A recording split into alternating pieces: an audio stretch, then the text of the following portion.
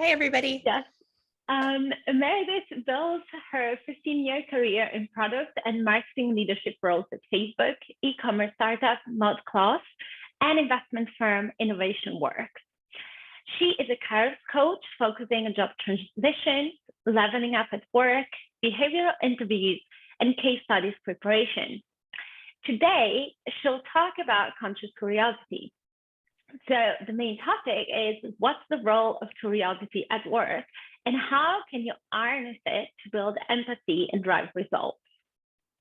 Meredith, the mic is all yours. Thank you, Stefania. And just side note, congrats, Ian, on your new job. I saw that you posted that in the chat. So yeah, as Stefania said, I'm going to talk a little bit about curiosity today, which is, I think it's probably my favorite subject. And it's power in the workplace. So first things first, I want to just ground this in the truth that all of us have curiosity inside of us. That's the exciting thing. You don't even have to shift to have a new quality. This exists inside of you. And I think that's such an important thing because unfortunately, a lot of us have either lost or muted our natural curiosity. And yet it is such a core part of you. So I think one of the things, hopefully at the end of this presentation, that you take away is that it's worth enlivening that innate skill. In fact, curiosity does start to decline at age 5. And then through time, over the years, it can get kind of, declining more and more. And so it's just important to exercise it like any other muscle. So let's exercise it together. I'm going to start with a small exercise that is about reacquainting you. So it's simple. Look around in your room and pick an object. So for example, I'm going to pick some party hats that I have in the corner of the room because I had a birthday party that I threw this week. So what do you see at a detailed level? What are the colors, the shapes? Take that object all in. And then ask yourself why 5 times. Why do I own party hats? Why are they shiny? Ask yourself 5 why questions. And really think about the answers in a new way.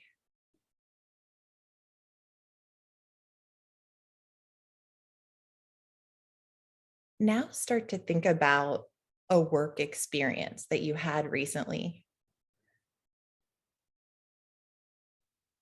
Try to access 5 why questions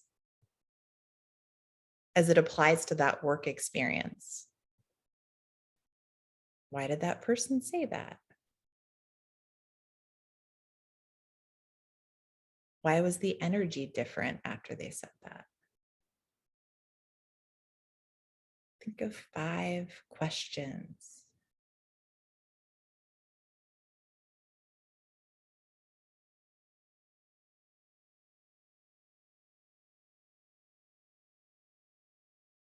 Now ask yourself, why is Meredith asking me to do this? Which is a very valid question. Ideally, this is an exercise that taught you that we don't do this enough, right? When I looked at those party hats, I saw something new when I asked myself some questions and I thought about it in a different way. And we'll talk a little bit about that work example for you. What are some of the things that you can do to sort of motivate yourself to instill that curiosity? And know that this simple exercise is always available to you. Ask yourself 5 why questions or what questions, whatever questions come to mind about a circumstance. You can do that at any time. So hopefully you felt a little bit connected to your innate curiosity there and broadened your perspective. And now I'm going to talk about all the benefits of curiosity. There are a lot. So kind of grounding this, I know that a lot of you are interested in working in Fang companies, or is it Mang now, Stefania? No, I think it's Fang. Okay. I was wondering if we were going to change it to Mang. Yeah. So, I mean, obviously sure. Facebook turned to Meta, so possibly it'll be Mang, but I know a lot of you are interested in the Fang companies. And I love this quote by Eric Schmidt. He said, "We run this company by questions, not by answers." So prominent leaders in these companies also believe in curiosity. And this shows up across many different companies where it's clear the leadership is wanting people to lean into this skill. And then if that doesn't prove it to you, let's look at some of the sort of more quantifiable outcomes. So in this study from the Harvard Business Review, 92% of surveyed professionals viewed curiosity as a catalyst for job satisfaction, motivation, innovation, and high performance. So in other words, people see it as a key skill for better outcomes as professionals. And even beyond this, it is clearly correlated with overall better job performance, with things even like less bias, fewer errors in the workplace, a willingness to take risks, resilience when you've taken those risks and maybe you've experienced failure, effective collaboration. So all things tied to better job performance. And I think the next one is so crucial, and it's really, the heart of this presentation. Curiosity has been tied to, and correlation wise, deeper relationships. People like you more, and they view you as more competent and inspirational. There's higher levels of trust and empathy. And then there's reduced conflict, which I know a lot of people struggle with conflict in the workplace. And so even leaning into this skill both reduces it, but also allows you to deal with it better, right? Because it allows you to take some risks, maybe to engage in things that were once scary. So in all, really it's allowing you to be seen as a leader and advance your career. And that's just at work. So curiosity has also been tied to less anxiety, more positive emotions, although I don't like the term positive emotions, but you get what I mean, right? Like happiness, joy, things that bring positivity to your life, better life satisfaction, improved overall well-being, and deeper personal connections. So these are some amazing skills or amazing benefits to lean into. And the benefits for work really do end up applying to life as well. Hopefully that gave you some sense of all the things that curiosity brings to the table for you, and you're bought in. But let's be honest, things get in the way. So here are some possible kind of common topics that people say when they feel like curiosity is getting in the way, or that something's getting in the way of curiosity. And I'm curious for you, what resonates the most? Is it that you don't want to slow things down? Do you fear that curiosity will slow things down? Do you feel like you have all the answers already? Are you worried people will judge you? Do you want to appear confident? Do you not care? You're not curious. So think about that answer for you. And if you want to write it in chat, that would be great too. I'd be curious to see what you think. Stefania, do you have a thought on this one for yourself?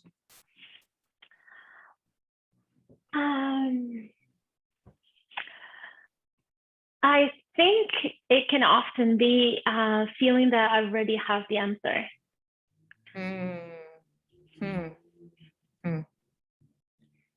Yeah, yeah, we all, I'm sure it's maybe all of these at some point, but we might have one that really sticks out for us. And I see some people wrote in chat, let's see, Yeah.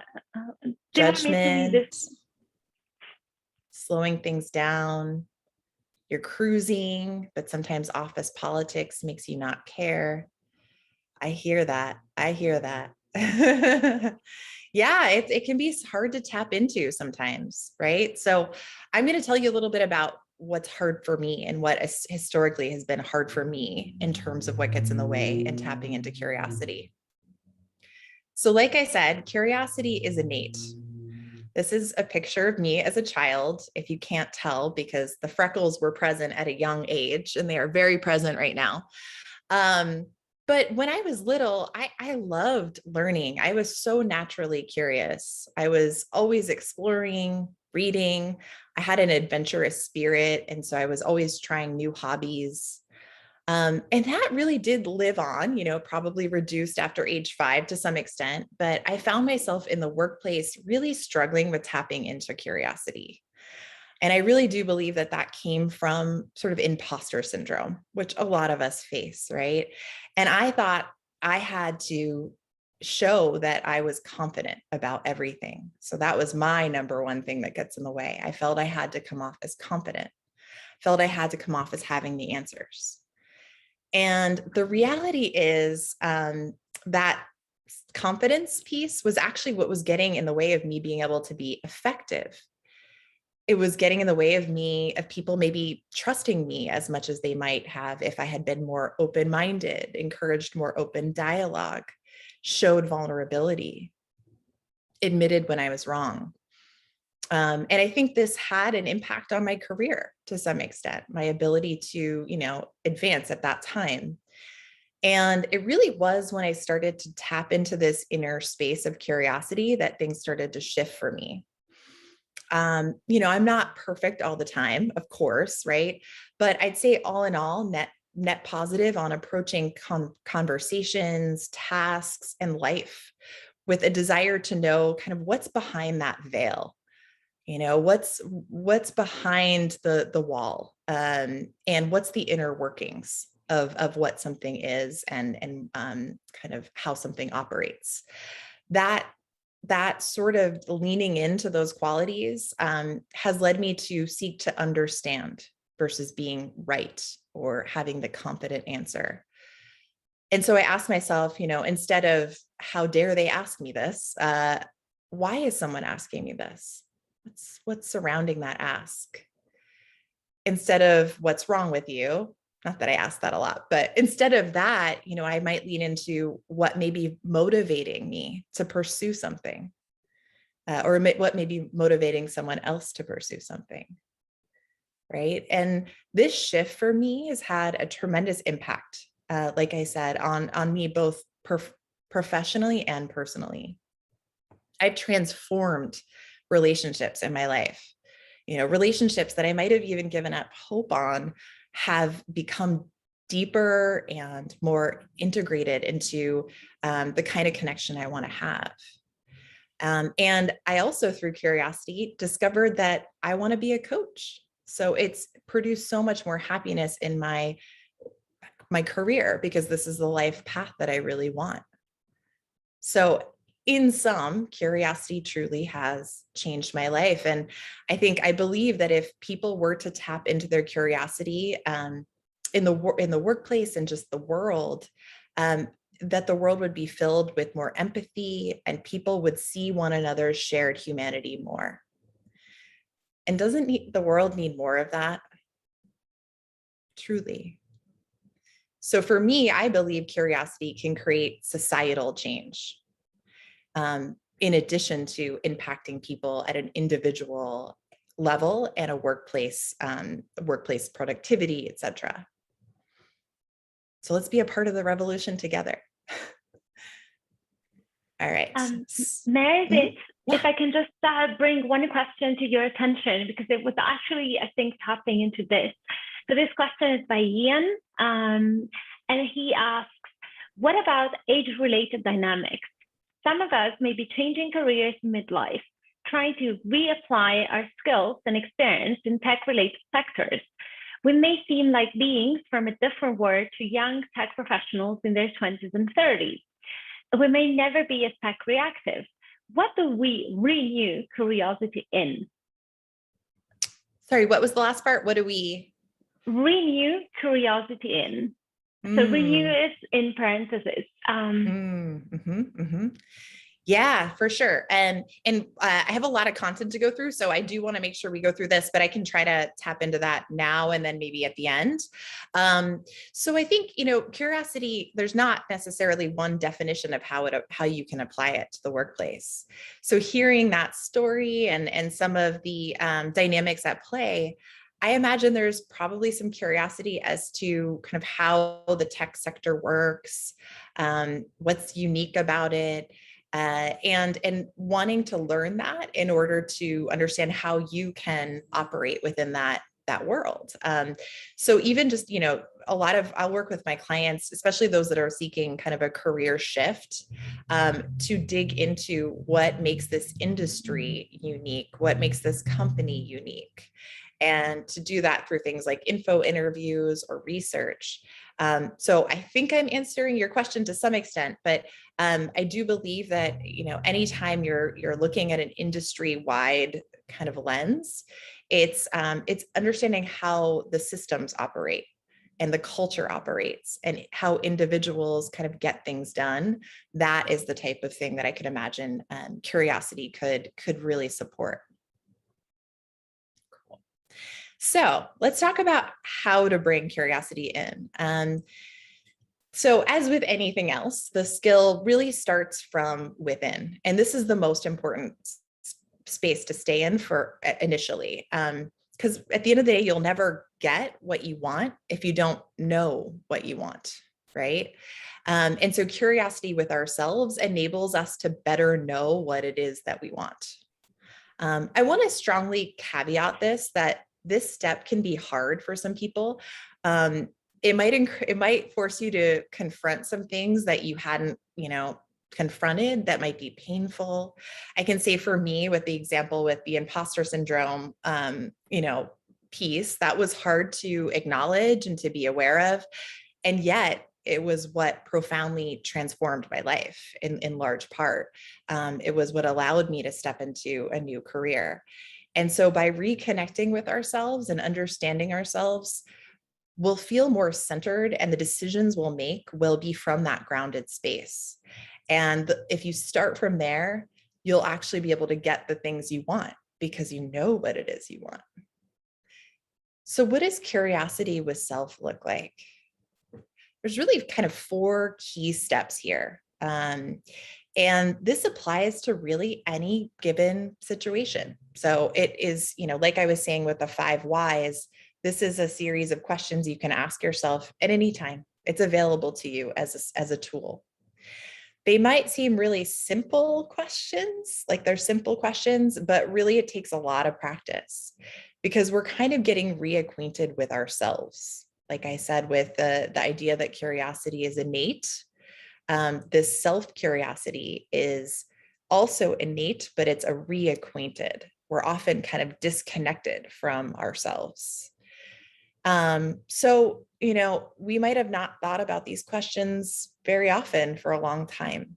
So the muscle of curiosity is something you'll have to practice. Let's go through the questions one by one. So the first question is, what do I observe? So observation is very similar to the party hats. You're looking at maybe some physical qualities of sort of the situation. You're using your senses to interpret. You're taking things in that are factual.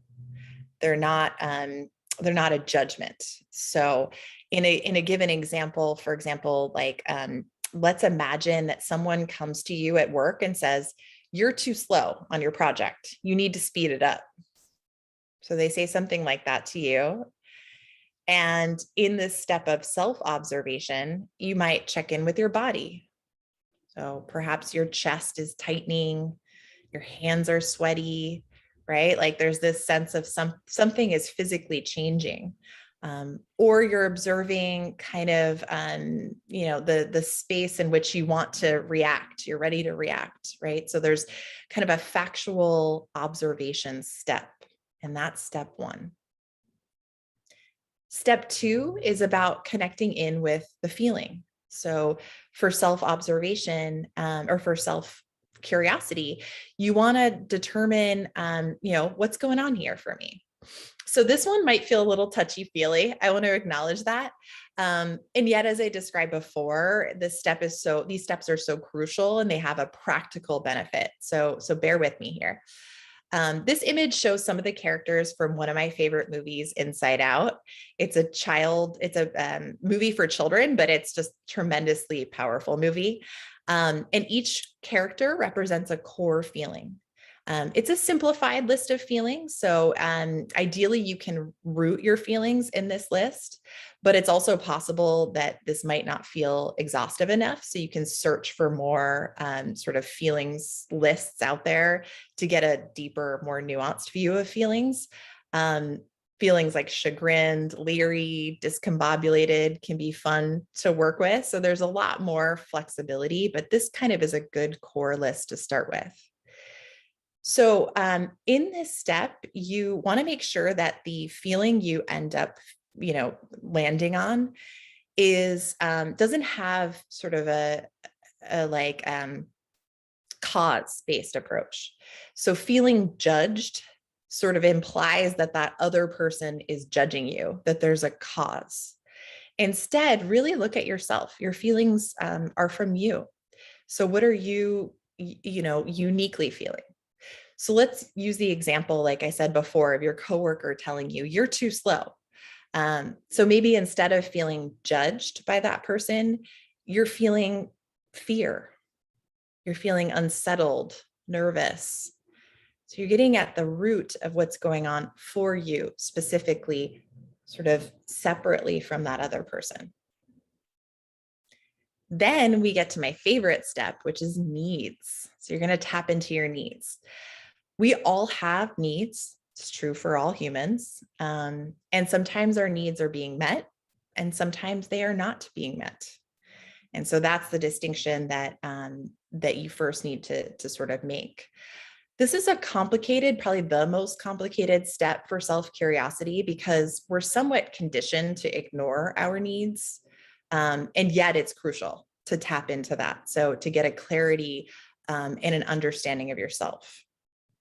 Similar to the last slide, this is a relatively simplistic list of needs, and there's plenty of lists out there. If you Google needs list, you can see a lot more needs out there, granular depictions of needs. Things like participation, consideration, competence. These are all some more granular words for needs. So this step, you're going to want to look at the feeling and the observation and then make a conclusion as to which of your needs is being met or not met. So in the example of when you started to feel judged by that particular coworker for saying you're too slow, maybe, you realize you were feeling fear, an unsettled state, nervousness, and it's possible that your needs for connection, understanding, and support weren't being met. So now you have this kind of like nice, more nuanced or more sophisticated understanding of what's going on for you. And that's kind of what you're doing with self-curiosity. And notice too that maybe you went from a defensive space, I feel judged, or offensive, right? Like you were kind of in this state of, this other person did something to me, to this sense of empowerment. You understand what it is that, which needs aren't being met. And that makes it a lot easier to then engage with the other person and to get what you want, right? Which is what we're trying to do. So the last step of self-curiosity is fulfilling your needs. How can you get your needs met?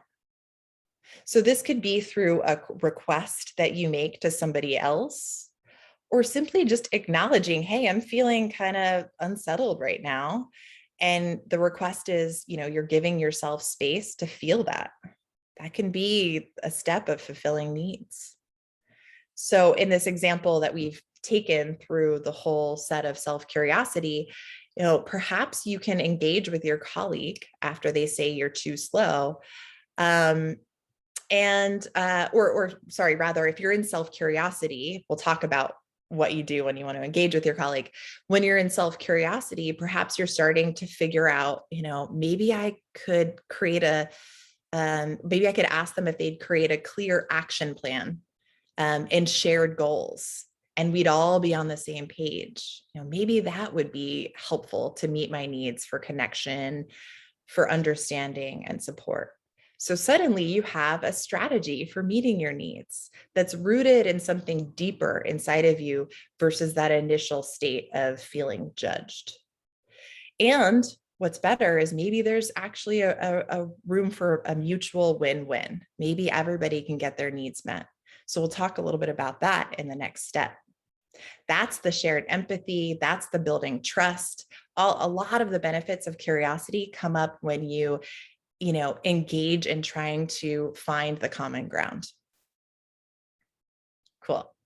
So we've done all this work to understand what's going on inside of ourselves. We've asked ourselves questions and gotten deeper. Now it's time for you to start thinking about your curiosity with other people. And sometimes there's not another person involved, right? But this is a step if somebody else is involved. So this is where also a lot of those benefits are unlocked, as I mentioned, because that allows you to build the trust, the conflict resolution, the deeper connections and respect. So luckily, it's pretty simple. It's the same set of questions. It's just directed towards the other person. So I do have to caveat this that in the workplace, you don't always have, connections with your coworkers or the relationships with your coworkers such that you could actually ask them these things, which is why, particularly in the workplace, you'll often do this in a self-reflection state, and you do a lot of guessing. So you might not always get it right in your guessing, and that's okay. It's about, even just asking yourself these questions puts you in that state of openness and curiosity. So in the case of your colleague, again, saying that you're too slow with your work, you might tap into what are they observing? You're wondering what you're observing about them. So perhaps you observe that they have hurried speech. They're speaking really fast. They have furrowed eyebrows. You may guess that perhaps something is happening behind the scenes. Maybe their manager recently told them this project will make or break your upcoming performance review. If you don't get it in time, you won't get a good rating. So you're making guesses as to what potentially could be happening on a factual level. And it's a guess, right? So, but it is allowing you to stay in that space of curiosity and empathy. Next step, feeling. What are they feeling? Maybe they're feeling this coworker is feeling panicked, overwhelmed, concerned. Their boss is telling them they won't do well in their performance review. And then you tap into the needs. What are their needs underneath all of this? Perhaps there's a need for security, wanting to make sure you have that paycheck coming in, or the promotion that you were expecting. Perhaps their need for confidence is not being met when they receive that feedback from their boss, or in general, they're just feeling like I'm not delivering the way that I said I was going to deliver. So their feeling of confidence is not being met. So now you've tapped into them. Your curiosity has allowed you to sort of put yourself in their shoes. And you see that their strategy for fulfilling these needs was to come to you and tell you you're too slow at your work. And so maybe that strategy isn't the kind of strategy you would have hoped for, but you're understanding the why there, why they came to you with that particular ask.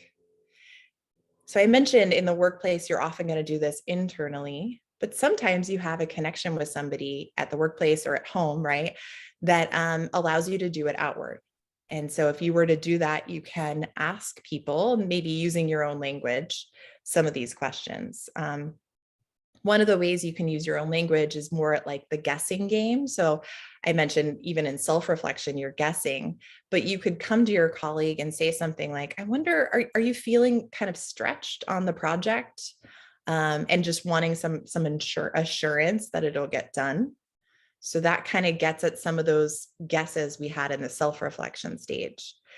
And you'll be surprised. People will tell you if what you got was not quite right, or if what you got was right. And that gives you clues into what might be actually happening underlying in either case, right? And so once they tell you if it's right or wrong, then you can talk about what your ask was, which we said before might be coming up with a shared action plan, a set of goals, and you're coming at that question with an understanding, a deeper understanding of what it is that they are wanting, right? And you're finding that mutual benefit. So maybe say something like, what if we were to try to get on the same page about our upcoming deliverables, as I have some fear that we're not aligned and want to make sure that we're partnering the best way we can. So this method of communicating, this sort of guessing at, even with yourself, the self-reflection about somebody else, it increases the chances that that person won't be defensive. And hopefully, again, that mutual overlap of needs can be met. So let's go to the next slide. This is kind of a little, this is kind of a little diagram that you can use to help guide you as you go through this exercise. Generally, you'll start with the bottom right box and ask yourself, what was their strategy? So in this case, you're being too slow. I need you to pick up the pace, kind of what was said to you from that coworker. Then you want to go to what needs were they trying to meet? And we already guessed at that, right? Was competence, security. And then go to your needs. That's kind of the next. You start with their strategy, their needs, your needs.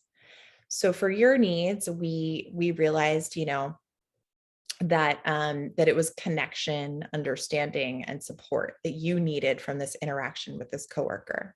Those weren't being met. And then that allows you to think about what your strategy is.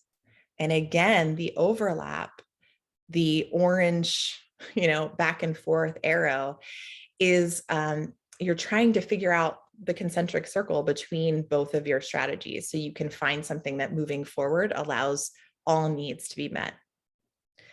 And this is an excellent thing to use when you're managing conflict in the workplace, to go through this exercise so that you approach another person that you might be having some conflict with that empathy.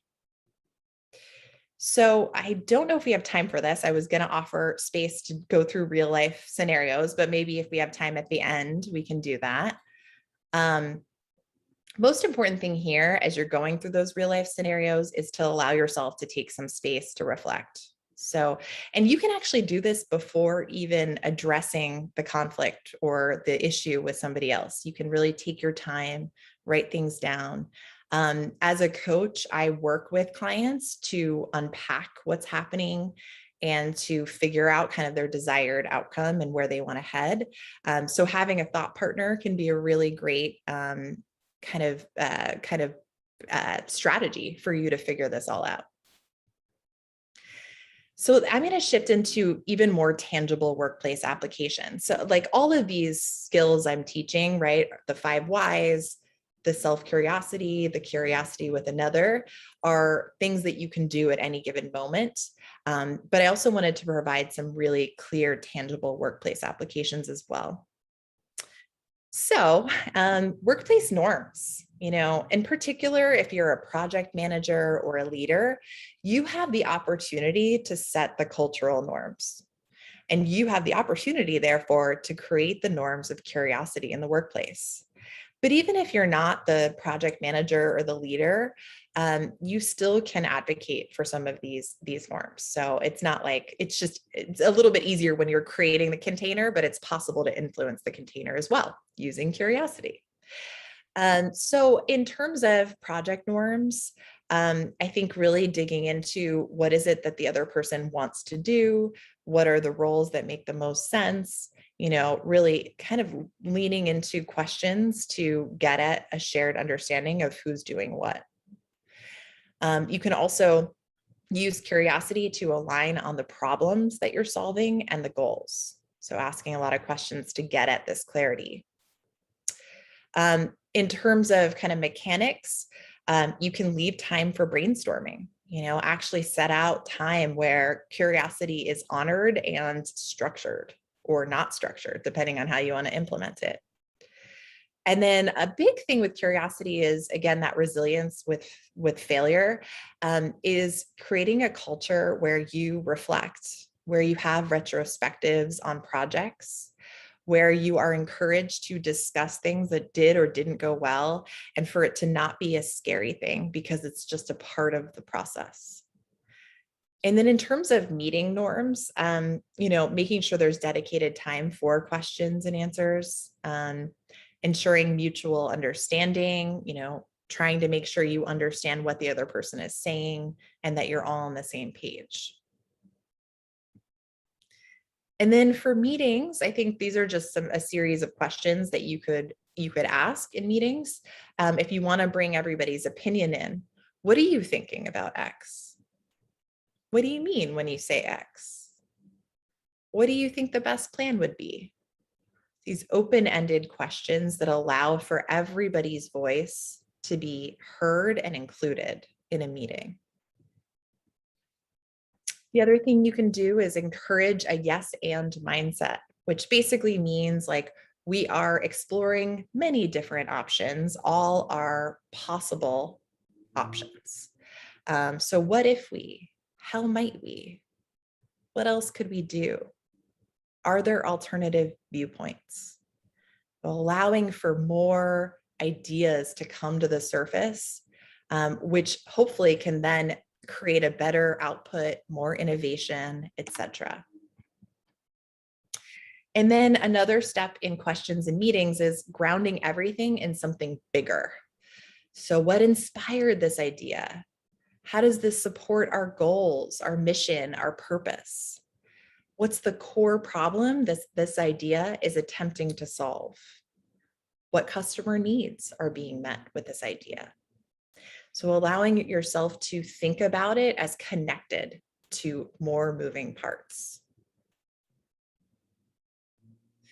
And then I think somebody asked a question about a new job, right? Or was here because they just got a new job. This is the best time to use curiosity. You're expected to be curious when you're starting in a new role. And I know a lot of my clients from Karis and beyond are transitioning to new roles. And I will work with them to build out their curiosity plan for their first 90 days. How can they remain in that state where they're being open, they're learning, and they can be a voice to encourage thinking about things in a new way? Like that's the beauty of starting a job. You can be the one that's like, what if we were to do this differently? Asking the questions that nobody else wants to ask because they're afraid. That's your job as a new person. Ideally, you get to maintain that curiosity. Most people get stuck in their patterns and the status quo, and don't maintain that. But ideally, you can, and that's just where the muscle comes in. Like I said, making sure you're constantly allowing yourself space for this type of work. Right. And then in interviews, this is also a great space for curiosity. And you might be doing this internally, right? But why is this person asking this question? What needs are being met? What information are they trying to understand? What might they be looking for? Getting behind the question versus just simply responding. This allowing yourself that space and perspective, I see with my clients, just differentiates them. It helps them get the answer that perhaps the interviewer is looking for. And then when you're doing your story development, this is what I do with a lot of my clients as they're preparing for their interviews. A big thing is to dig into, what did I learn from that story? What were my takeaways? How did I grow? So allowing yourself to stay like aware of something deeper out of that story that you can express to the interviewer that shows that you are somebody that you're curious, you want to grow. So in terms of next steps for how to bring this to your day-to-day work, I provided some, a bunch of possible skills. Maybe it was overwhelming. So let's talk about something that you can do tangibly moving forward. So in the morning on a work day, imagine that you identify one topic or activity from that day that allows you to get curious. And you can utilize that observe, feeling, need, and strategy, or fulfilling your needs steps to go deeper. So I have an upcoming meeting. I'm going to stay in that meeting and go through that flow and allow myself to get curious about myself and perhaps somebody else. And then another thing you can do in the morning is identify, what's one thing that I usually take for granted that I want to ask about. So what's one thing that I can ask a question about that I normally wouldn't? And then, attempting to really bring in some of those questions that I mentioned earlier, that allow you to sort of stay in that state of curiosity in meetings. So bringing in some of those open-ended questions. Maybe you sign up to ask one in a meeting, and that's going to help you start to build that muscle. And if you're looking for support here, again, this is something I do directly with a lot of clients, is figure out how to bring these tangible skills to their particular scenarios, unpack what happened, what might have, a retrospective on curiosity. What are ways they could have taken a given work circumstance and applied curiosity? So kind of retrospectives, and just working together to make sure that this is a part of your kind of brand moving forward in the workplace. Because if you do make it your brand, you'll be able to unlock all of those benefits that I mentioned before, all of those things that help you build influence, grow your career, and support the company to be more innovative, more effective, right? So this is where, having that partner to support you can be really valuable. And I'd be more than happy to work with you. I'd love it. All right. I will end there. I realized I only left 10 minutes or 9 minutes for questions. So hopefully that's enough, but I am here to answer your questions. And thank you. Well, first of all, Meredith, thank you for your presentation. It was truly inspirational, and I think it gave a lot of food for thought. So there is one question, or actually it's more of a comment that I'd like to bring to your attention. This is by Ian, and he says, this was only a couple of minutes ago, about, the idea of starting out in the morning, or actually I think it's more starting out in a new job by asking hard questions. That others may be afraid to ask. And he says, I think there's a delicate balance between curiosity, questioning, and challenging, opposing. Could you comment on that? I love that question, because it's bringing up the nuances of how to bring this skill to the table, and make sure that you are doing it in a way that isn't kind of off-putting to other people, right?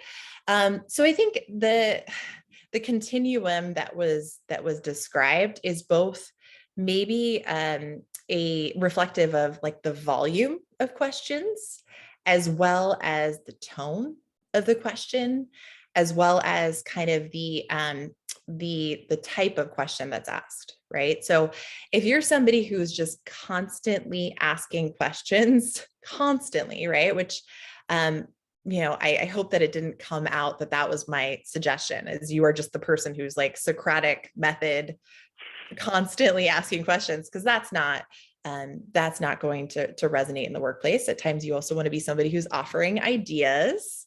But if you're constantly asking questions, I think that could start to venture into what was the one, was it harsh? Was that the last No, one? it was more opposing or challenging. Opposing, challenging. Yeah, like I think it could end up with somebody believing that that's more on a challenging end of things. Um, and I think there's also, I mentioned tone too, right? Kind of an open tone, like a sense of like, really, this is just coming from me. It's not about challenging the other person. Like, how can you kind of make that show up in the tone itself, in your body language, right? I think that's crucial too. And then the final that I mentioned are the types of questions. So ensuring that the words you're using in the questions don't imply any blame or judgment, right? Like it's just simply open-ended questions that have kind of no value associated with the outcomes. I think that's another way to try to stay more on the left in the continuum. But I think it's also use your judgment without being judgy. Use your judgment to see how are people responding. What does it seem like? Does it feel like people are impatient with the amount of questions I'm asking, right? Like you can respond to your environment. Or, I know when people start at a new company, they want to make sure that they're showing support while remaining curious. And so pairing your questions with like, the yes and, right? Yes, that sounds like a great idea. And have we thought about doing this, right? Like acknowledging that that other person might have owned that project for a while. And so it could, if you went straight into questioning, maybe it could seem like you were wanting to change that project. So acknowledging the good before going into questions can be another great strategy. Thank you. Another question that comes up is about, going a bit further back in the presentation. One of the points you touched upon was the needs that, you like lean into the questions, you lean into the feeling, and then you lean into the need. What if you find yourself in a situation where you realize that, for example, you need to be seen? Let's say, you just started this new job. Let's face it, the Fang environment can be quite challenging at the beginning. Maybe you don't yet have rapport with anybody and you start feeling overwhelmed. And you realize that you really need to be seen at work because that's the thing that can keep you sane at this moment. How would you handle that? Yes. Yeah. That actually is one of the most common needs that comes up with clients. So if you are managing culture out there at a workplace, or if you are a manager, make sure that that's a part of your practices, because it's just so clear that that's something that there's a deficit in. But without being able to change the systems, how does one advocate for getting that? I think there's a couple ways that I've talked about with clients, for example, and also just experienced myself. One is actually having and advocating for more regular conversations with your manager about how you're doing. And I know that that invitation is both for positive and being seen in the positive, and maybe also getting some feedback and growth opportunities. So it does come with that. But it allows for a more just like habit of getting some of that feedback.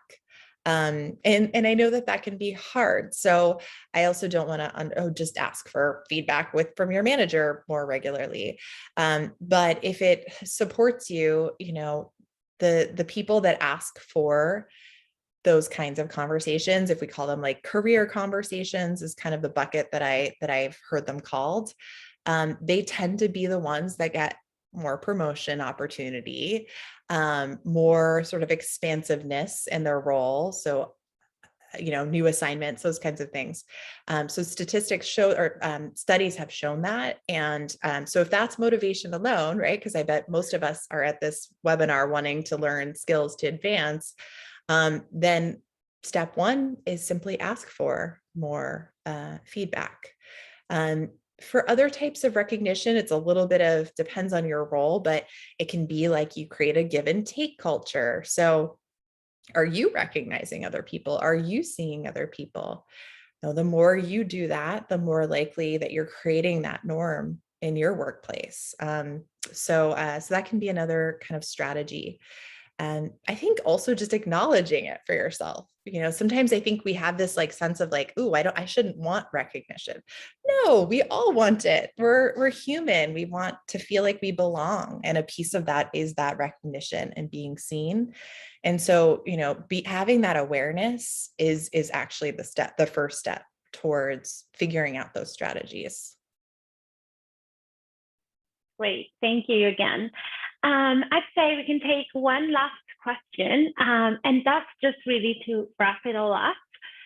How do you remember to be curious on a regular basis? Like, what if, because let's say the default reaction is often a reaction.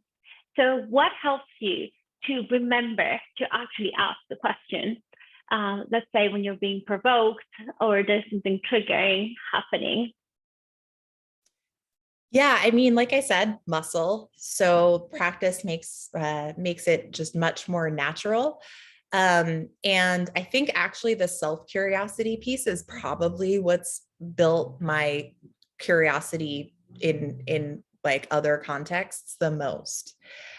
Because I've noticed how it has changed me. And so I can imagine how it would also change like the environment too, and create a sense of inclusion and sort of an open space. So I think it's like reminding myself the benefits of it, and grounding myself in that. And then, like I said at the end, coming up with very tactical, tangible goals that don't feel overwhelming, right? They should be smart. So they should be achievable, but having something that you're going to do each day, each week, that's going to allow you to start to make this a practice. And that's really the only way. So, like anything else, it's like working out. Yes, indeed. And that's best done daily, I'd say. So on this note, I just wanted to remind everybody that, if this session was interesting and helped you grow, you can book one of the packages for conscious curiosity that Meredith is offering. And otherwise, just check out the Cars app to find a coach to meet your needs. And having said that, if you have an interview coming up, we wish you all the best and follow us for further events. So thank you, so everybody. Much. Thank you so much for your time. Yes, thank you for your attention. Bye. Bye.